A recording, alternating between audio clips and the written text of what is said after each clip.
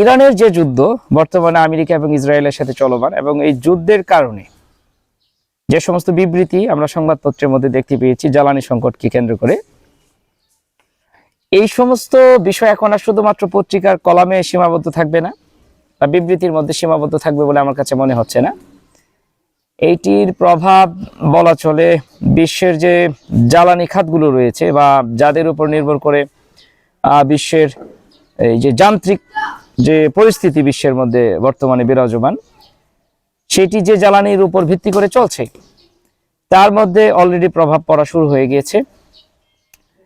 আমরা বিশ্বের কথা বলতে পারি না, বাট বাংলাদেশের মানুষের জন্য যে একটি সংকটময় মুহূর্ত সামনের সময়ে আসতেছে, এবং তারেক রহমান সাহেবের জন্য, যিনি এই নব্য সদ্য দায়িত্বপ্রাপ্ত বাংলাদেশ সরকারের প্রধান হিসেবে যিনি এই ভঙ্গুর বাংলাদেশকে বিনির্মাণ করার যে চেষ্টা উনি করার ইচ্ছা উনি রেখেছেন এবং কাজকর্মে উনি সেটা রাখার চেষ্টা করছিলেন, ওনার জন্য এই ইরান সংকট এবং মধ্যপ্রাচ্যের এই সংকটটুকু মারাত্মক আকার ধারণ করবে বলে আমার কাছে মনে হচ্ছে।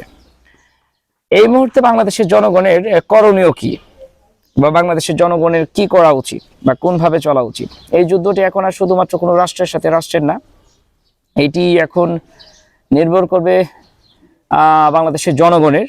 বাংলাদেশের জনগণ কিভাবে চলবে, কোন ধরনের ক্রাইসিস তারা ফিল করবে, কোন ধরনের সমস্যার মধ্য দিয়ে তারা যাবে, এই সমস্ত বিষয়গুলো এখন সামনে উঠে আসবে। বাংলাদেশের জনগণের জন্য সবচেয়ে গুরুত্বপূর্ণ এবং মারাত্মক আকার যেটি ধারণ করবে, যদি এই যুদ্ধের সময়কাল ব্যক্তিকাল এখন পর্যন্ত 1 সপ্তাহ, তা আমি যতটুকু খবর পেয়েছি বিভিন্ন ধরনের, কারণ বাংলাদেশের মানুষের চিন্তাভাবনা এরকম, বাংলাদেশের যে সামাজিক স্তরটুকু বাংলাদেশে তৈরি হয়েছে সেখানে মানুষের প্রধানতম চিন্তাই থাকে যে ক্রাইসিস বা দুর্যোগময় মুহূর্তের মধ্যে কিভাবে অন্যকে হরণ করে কিভাবে 2-4 টাকা ইনকাম করা যায়, সেই ব্যবস্থাটি বাংলাদেশের মানুষ ভালো জানে। আমার কাছে মনে হয় বাঙালি হিসেবে আমরা এটা ভালো পারি। এই ক্রাইসিসের মধ্যে আমরা ক্রাইসিস না থাকলে আমরা ক্রাইসিস তৈরি করতে চাই আমাদের নিজস্ব ব্যবসা বা ব্যবসায়িক ফায়দা লুটার জন্য। এখন যে যুদ্ধ চলমান, এইটিকে ব্যবহার করে এক ধরনের কৃত্রিম ক্রাইসিস তৈরি করার চেষ্টা অলরেডি শুরু হয়ে গিয়েছে আমার কাছে মনে হচ্ছে। পাম্পগুলোতে এখন দীর্ঘ সারি, বাংলাদেশের যে সমস্ত পেট্রোলিয়াম যে পাম্প রয়েছে সেই সমস্ত পাম্পে ভালো একটি দীর্ঘ সারি আমি দেখেছি আজকে কিছুক্ষণ আগে একটি ভিডিওতে দেখলাম ঢাকার।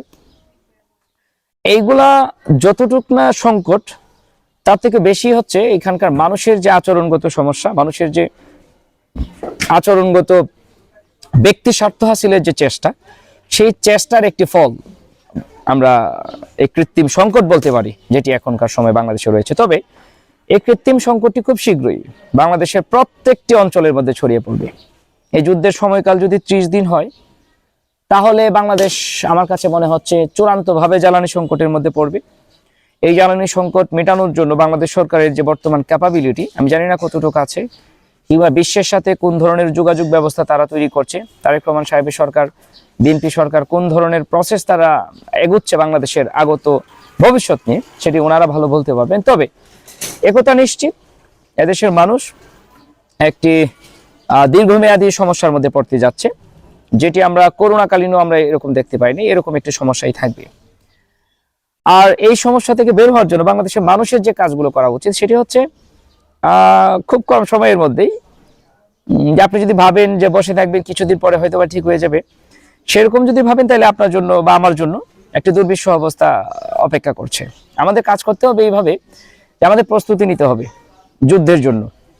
এই যুদ্ধটা হবে এরকম যে যুদ্ধ শুধুমাত্র অস্ত্র দিয়ে হয় না, যুদ্ধ মানসিকতার মাধ্যমে হয়, মানুষের বিভিন্ন ধরনের পরিকল্পনার মাধ্যমে যুদ্ধ থাকে।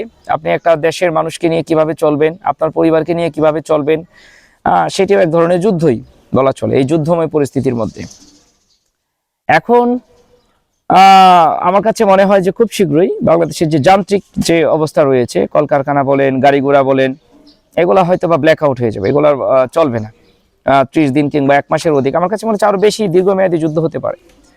তো ভবিষ্যতের ফলটা আমি যদি বলি, এখানে জ্বালানির মাধ্যমে যে সমস্ত কাজ করা হয় সেগুলো বন্ধ হয়ে যাবে।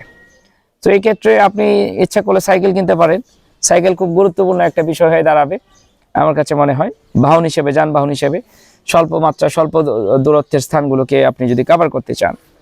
সেখানে সাইকেল আপনি ব্যবহার করতে পারেন। মিতব্যয়ী হতে হবে আপনাকে। পাশাপাশি কৃষি যে পণ্য রয়েছে, কৃষি পণ্যের উপর আপনার একটি অবাধ বিচরণ আপনার থাকতে হবে এবং একটি দক্ষতা থাকতে হবে। আপনার বাড়ির পার্শ্বস্থ পরিবেশটাকে কিভাবে ফলপ্রসূ করা যায়, ফুলেল কিংবা ফলস করা যায়, সেই কাজটুকু আপনাকে করতে হবে। আপনার পরিবারকে নিয়ে মিতব্যয়ী চিন্তাটা রাখতে হবে।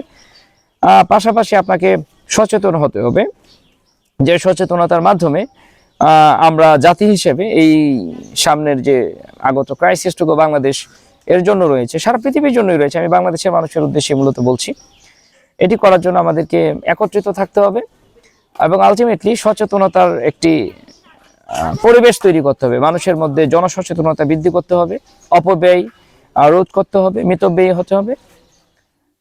একমাত্র এগুলাই আছে বাংলাদেশের মানুষকে সার্ভাইভ করার যে সক্ষমতা বাংলাদেশের মানুষের থাকা উচিত, সেটি এখন ওই কোনো না কোনোভাবে টিকে থাকতে হবে। এই বিষয়ের মধ্যে আমাদেরকে আমাদের ভাবনাটুকু রাখতে হবে।